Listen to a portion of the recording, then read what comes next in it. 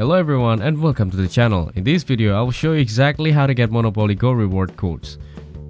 First, navigate to the Safari or browser app on your mobile phone.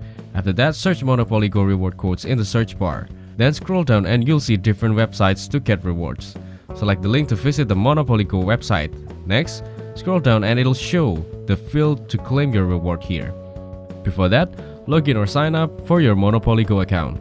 Here you can sign in with Facebook or download the Monopoly Go app. Now go to the other tab and search for bosscoupon.com in the search bar. Then open the first website, simply codes, and scroll down. Next, you'll see different codes and search for Monopoly Go codes. If one website isn't show the Monopoly Go codes, you can go to the other website and search for it.